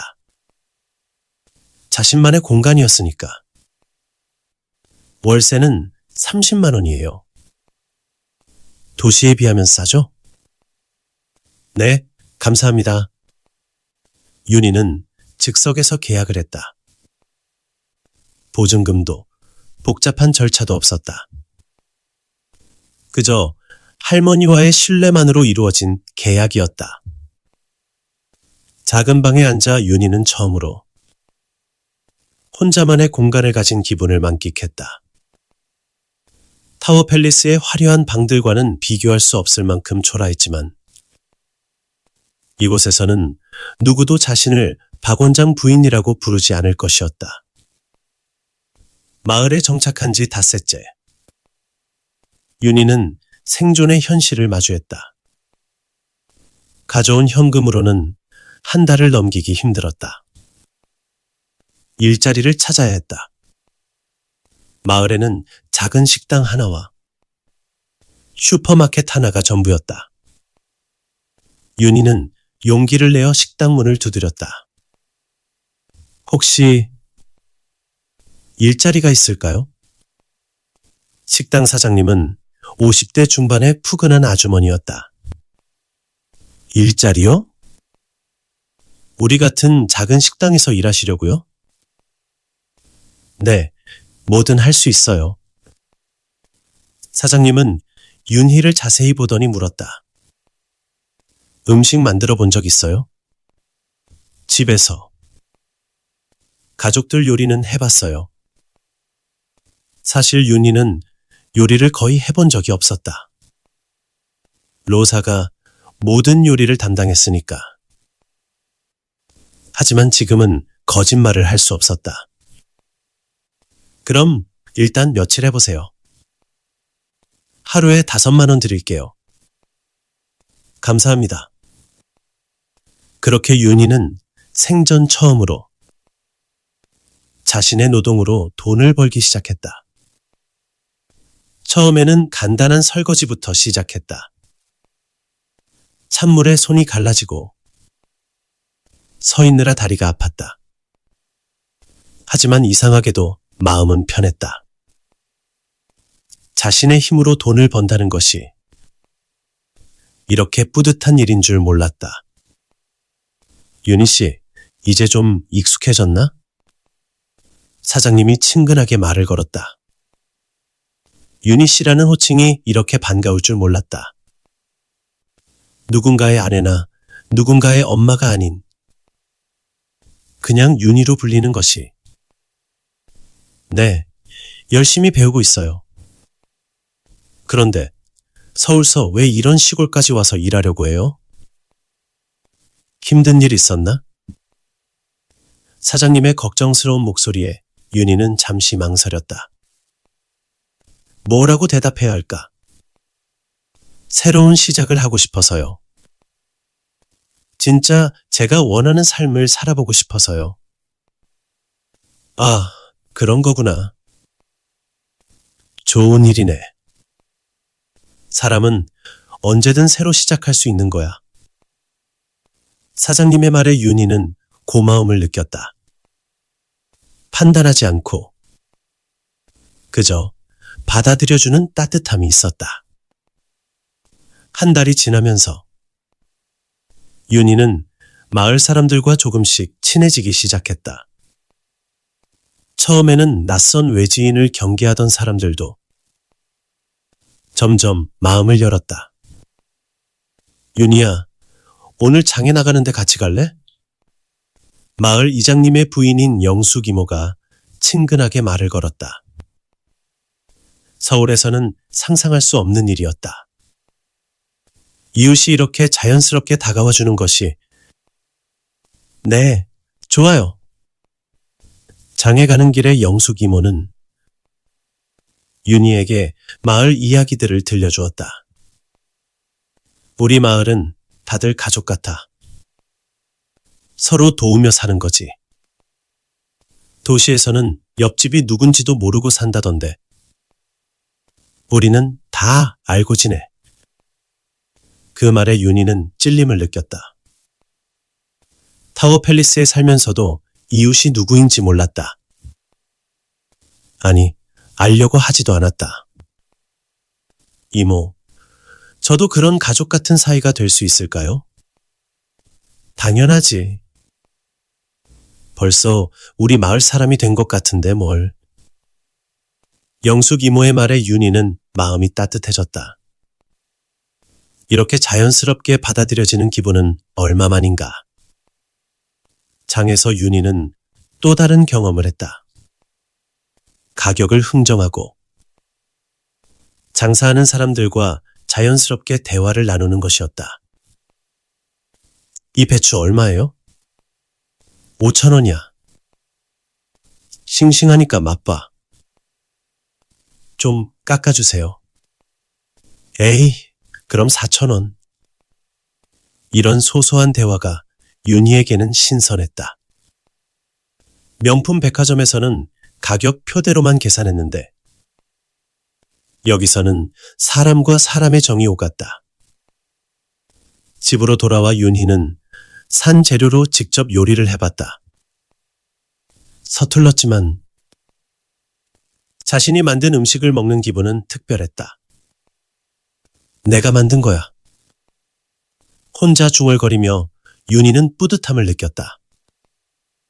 이런 작은 성취감이 이렇게 큰 행복을 줄 줄 몰랐다. 마을 생활에 어느 정도 적응한 윤희는 다시 글을 쓰기 시작했다. 일을 마치고 집에 돌아와 작은 책상에서 원고 노트를 펼치는 시간이 하루의 하이라이트였다. 오늘 나는 배추를 샀다. 흙이 묻은 배추를 내 손으로 직접 골라서 가격을 흥정해서 샀다. 그 배추로 김치를 담그며 생각했다. 이것이 진짜 삶이구나. 일상의 작은 경험들이 모두 시의 소재가 되었다. 예전에는 찾지 못했던 아름다움을 발견하고 있었다. 설거지를 하면서도, 장을 보면서도, 마을 사람들과 이야기하면서도 시상이 떠올랐다. 그럴 때마다 윤희는 급히 메모를 했다. 강에서 빨래하는 할머니, 구부정한 허리로 세월을 빨고 계시네. 간단한 시들이었지만 윤희에게는 보석 같았다.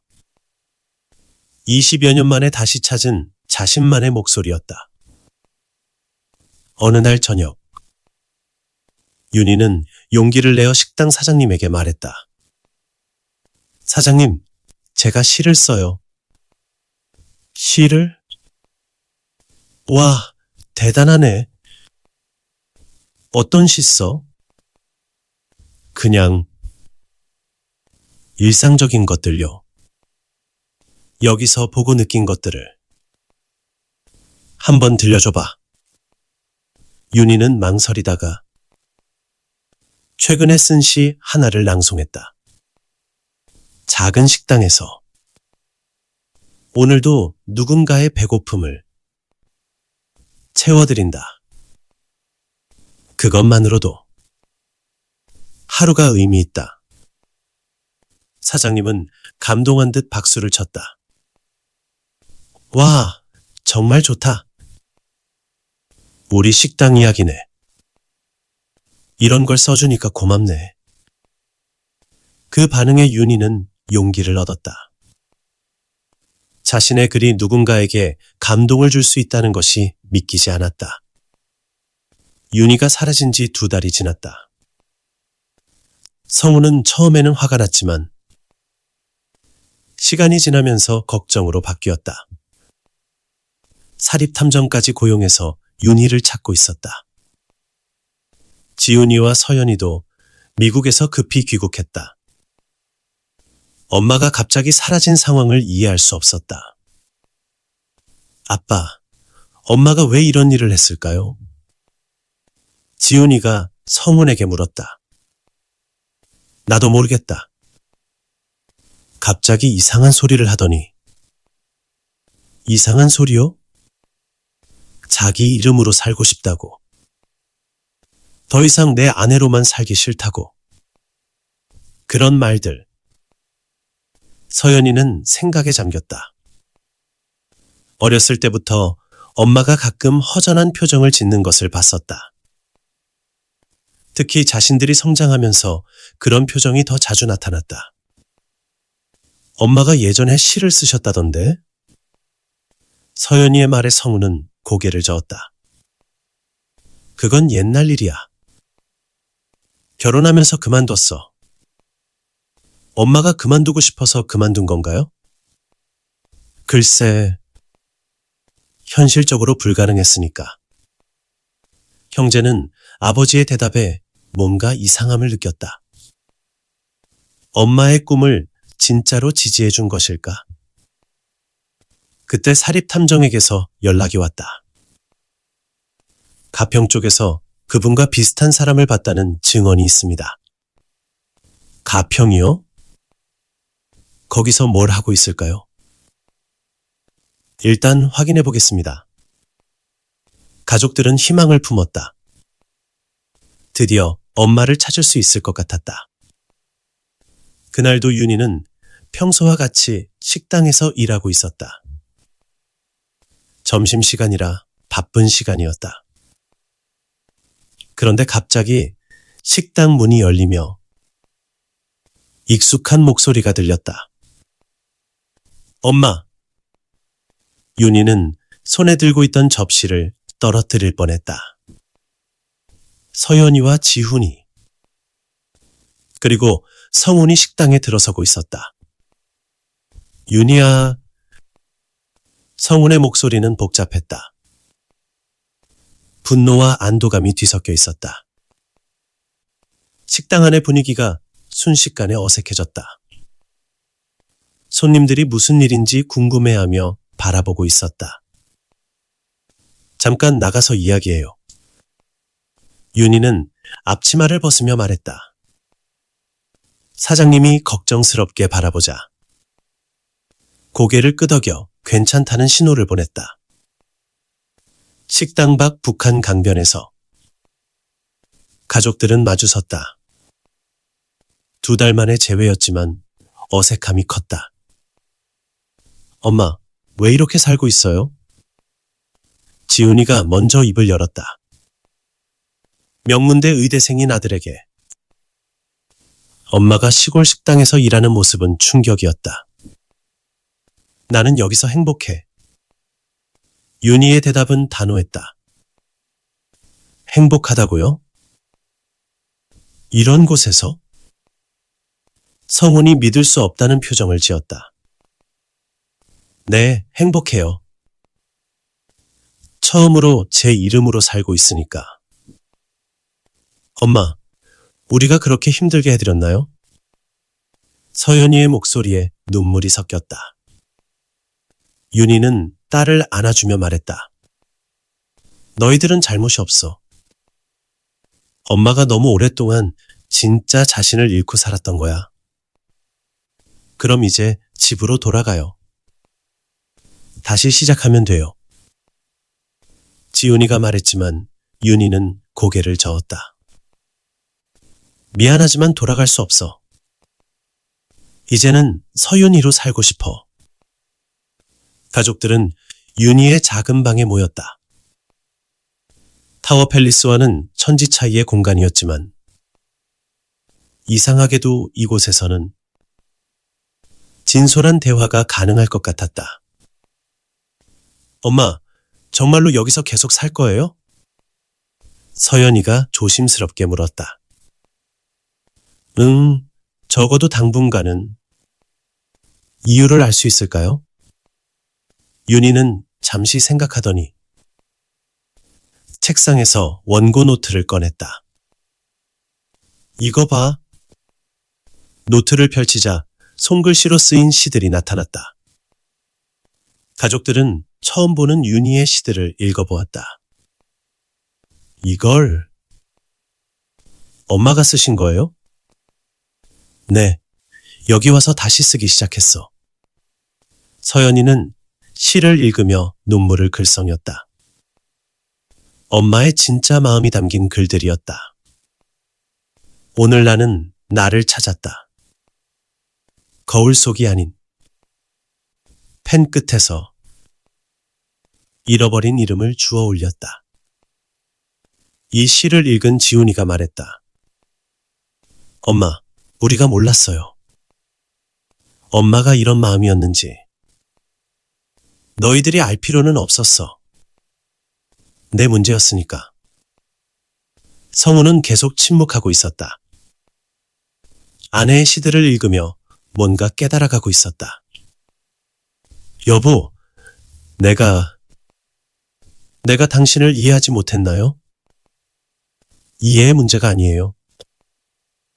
당신에게 저는 그저 성공을 위한 동반자였을 뿐이에요. 그런 게 아니었는데. 정말로요? 언제 저에게 제 꿈이 뭔지 물어본 적 있나요? 제가 뭘 원하는지 궁금해한 적이 있나요? 성우는 대답할 수 없었다. 정말로 그런 질문을 해본 적이 없었다. 저는 23년 동안 박 원장 부인으로만 살았어요. 서윤이는 어디에도 없었죠. 하지만 엄마, 우리가 있었잖아요. 서연이가 서운한 듯 말했다. 너희들은 내 전부였어. 하지만 너희들이 떠나고 나니까 저에게 남은 게 없더라고요. 그제야 깨달았어요. 저 자신을 완전히 잃어버렸다는 걸. 가족들은 침묵했다. 윤희의 말이 거짓이 아니라는 것을 알 수 있었다. 그럼 우리는 어떻게 해요? 지훈이가 떨리는 목소리로 물었다. 너희들은 너희들 인생을 살아. 그게 맞는 거야. 그리고 아빠도. 윤희는 성훈을 바라보며 말했다. 우리 잠시 떨어져 있으면서 생각해봐요. 진짜로 서로를 사랑했던 건지, 아니면 그냥 습관이었던 건지. 가족들이 돌아간 후 며칠 동안 윤희는 복잡한 마음이었다. 가족들을 다치게 하고 싶지 않았지만 자신의 인생도 포기할 수 없었다. 그런데 일주일 후 서연이가 혼자 다시 찾아왔다. 엄마, 저 엄마 시집 가져와도 될까요? 시집을? 네, 친구들한테 보여주고 싶어요. 제 엄마가 이런 멋진 시를 쓴다고. 서연이의 말에 윤희는 뭉클했다. 딸이 자신의 시를 좋아한다니. 그래, 가져가. 그리고 엄마. 저도 이해할 것 같아요. 엄마가 왜 이런 선택을 했는지. 정말? 네, 저도 음악을 하면서 느껴요. 진짜 자신으로 살지 않으면 예술을 할 수 없다는 걸. 딸의 이해에 윤희는 눈물이 났다. 고마워, 서연아. 엄마, 제가 너무 늦게 깨달아서 미안해요. 엄마가 희생하면서 살고 계신다는 걸 몰랐어요. 너희들 때문에 희생한 게 아니야. 그건 내 선택이었어. 다만 이제는 다른 선택을 하고 싶을 뿐이야. 그날 밤 모녀는 오랫동안 이야기했다. 윤희는 딸에게 자신의 젊은 시절 이야기를, 꿈꾸던 시인의 꿈을 들려주었다. 엄마가 그런 꿈이 있었다는 걸 처음 알았어요. 그래, 너처럼 간절한 꿈이 있었어. 그럼 이제 그 꿈을 다시 시작하는 거네요? 응, 늦었지만 다시 시작하려고 해. 서연이는 엄마를 꼭 껴안았다. 엄마, 응원할게요. 엄마만의 삶을 살아가세요. 서연이가 다녀간 후 며칠 뒤, 윤희에게 편지 하나가 도착했다. 지훈이가 미국에서 보낸 편지였다. 엄마에게. 미안해요, 엄마. 저는 엄마를 전혀 이해하지 못했어요. 의대에서 공부하면서 생각해봤는데 제가 의사가 되려는 이유도 사실은 아빠 때문이었던 것 같아요. 정말로 제가 원해서 하는 건지 확신이 서지 않아요. 엄마가 자신만의 길을 가는 모습을 보며 저도 진짜 제가 원하는 게 뭔지 생각해보게 됐어요. 엄마처럼 용기를 내서 제 길을 찾아보고 싶어요. 엄마의 시들을 서연이한테서 받아 읽어봤는데 정말 아름다웠어요. 이런 재능을 가진 분이 제 엄마라니 자랑스러워요. 엄마, 늦었지만 응원할게요. 서윤이라는 이름으로 당당하게 살아가세요. 사랑하는 아들. 지훈 올림. 편지를 읽으며 윤희는 펑펑 울었다. 아들이 자신을 이해해준다는 것이, 그리고 자신의 영향으로 아들도 자신의 길을 찾아가고 있다는 것이 너무나 고마웠다. 가을이 깊어갈 무렵 성훈이 혼자 마을을 찾아왔다. 이번에는 화를 내거나 설득하려 하지 않았다. 그저 조용히 말했다. 윤희야, 이야기 좀 할까? 강변에 앉아 두 사람은 오랫동안 침묵했다. 성훈이 먼저 입을 열었다. 미안해. 뭐가요? 당신을 이해하지 못해서. 당신의 꿈을 지지해주겠다고 말하고는 결국 내 성공만 생각했어. 윤희는 놀랐다. 성훈이 이런 말을 할 줄 몰랐다. 아이들이 나한테 많은 얘기를 해줬어. 당신이 얼마나 힘들었을지, 얼마나 외로웠을지. 나는 당신을 사랑한다고 생각했는데 사실은 내가 원하는 모습의 당신만 사랑했던 것 같아. 성훈의 목소리에 진심이 담겨 있었다. 그래서 결정했어. 당신이 원하는 대로 살라고. 내가 방해하지 않을게. 정말요? 응, 대신 조건이 있어. 윤희는 긴장했다. 가끔씩 만나자. 친구로서라도. 그 말에 윤희는 미소를 지었다. 좋아요. 겨울이 왔지만 윤희의 마음은 따뜻했다.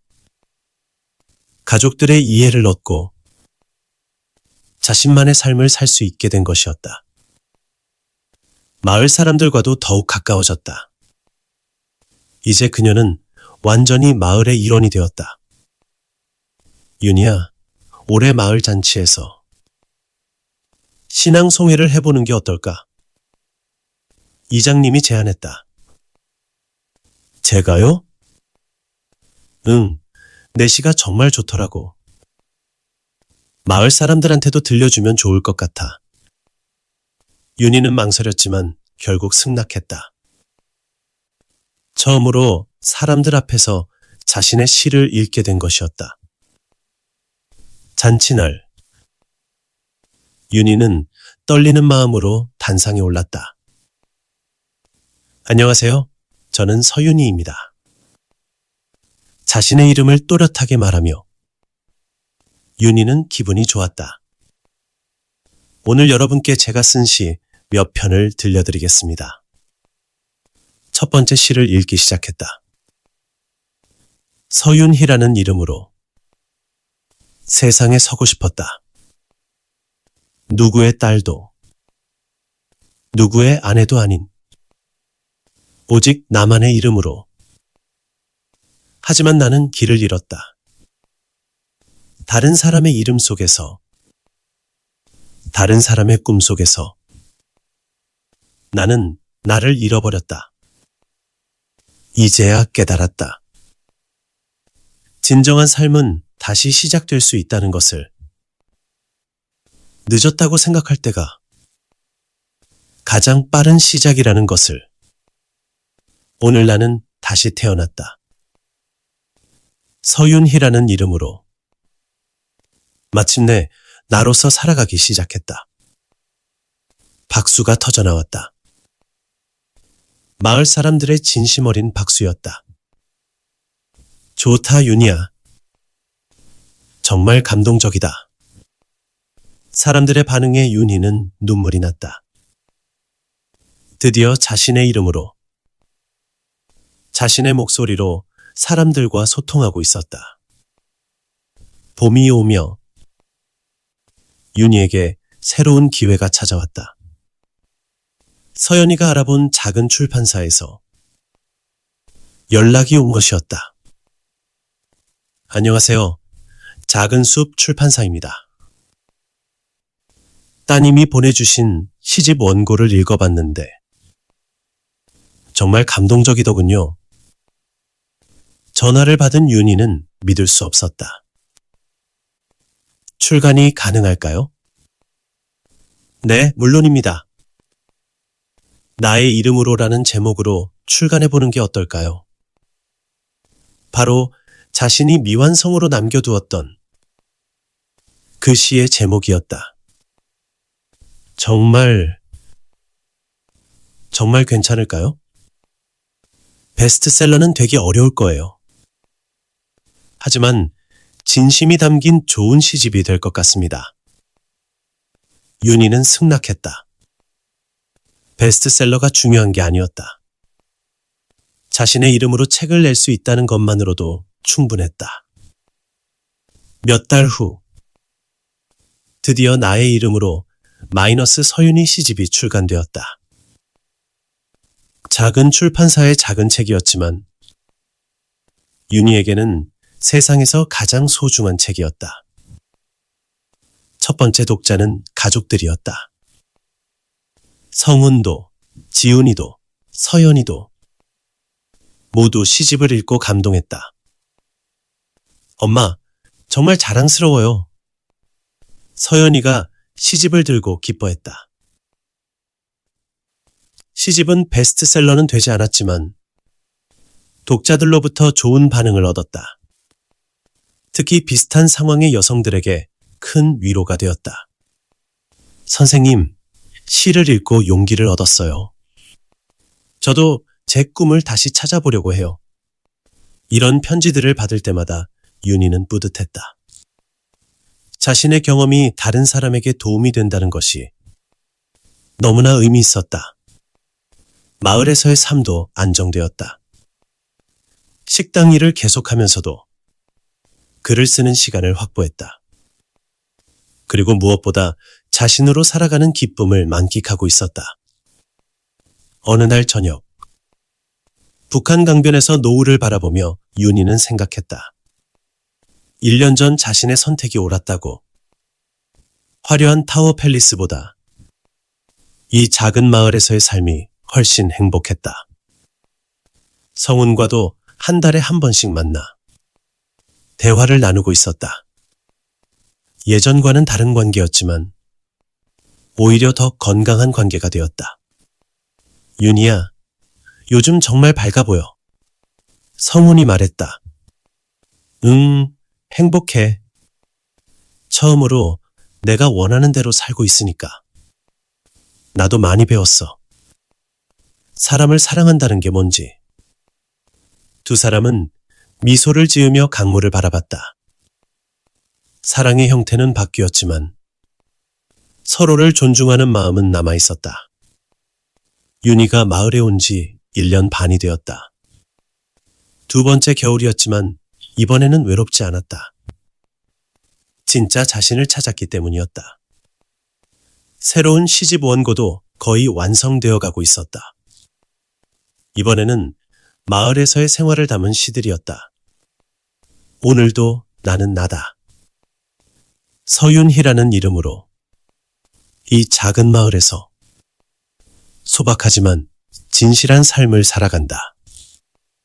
화려한 성을 버리고 찾은 이 작은 행복이 내게는 세상의 전부다. 나는 더 이상 누군가의 그림자가 아니다. 나는 나 자신이다. 서윤희로 당당히 살아가는 온전한 한 인간이다. 새로운 시를 쓰며 윤희는 만족스러웠다. 이제는 자신 있게 말할 수 있었다. 나는 서윤희입니다. 라고. 마을 사람들과 함께하는 송년회에서 윤희는 다시 한번 시를 낭송했다. 이번에는 전혀 떨리지 않았다. 자신의 이야기를 자신의 목소리로 당당히 전할 수 있었다. 여러분, 저는 1년 반 전에 이 마을에 왔을 때 길을 잃은 사람이었어요. 하지만 여러분 덕분에 진짜 저를 찾을 수 있었어요. 박수가 터져나왔다. 앞으로도 서윤이로, 여러분의 이웃으로 살아가고 싶어요. 더 큰 박수가 이어졌다. 윤희는 이 순간이 얼마나 소중한지 깨달았다. 자신의 이름으로, 자신의 의지로 선택한 삶이 얼마나 아름다운지. 서윤희는 마침내 진정한 자신을 찾았다. 화려한 금빛 세장을 벗어나 작고 소박하지만 진실한 삶을 살아가고 있었다. 새 시집 작은 마을의 시인이 출간되었고 이번에는 더 많은 독자들의 사랑을 받았다. 특히 인생의 전환점에 선 중년 여성들에게 큰 반향을 일으켰다. 언제든 늦지 않다는 걸 보여주셨어요. 저도 용기를 내서 제 꿈을 찾아보려고 해요. 이런 독자들의 편지를 받을 때마다 윤희는 자신의 선택이 옳았다고 확신했다. 가족들과의 관계도 더욱 깊어졌다. 성우는 윤희를 이해하게 되었고 아이들은 엄마를 존경하게 되었다.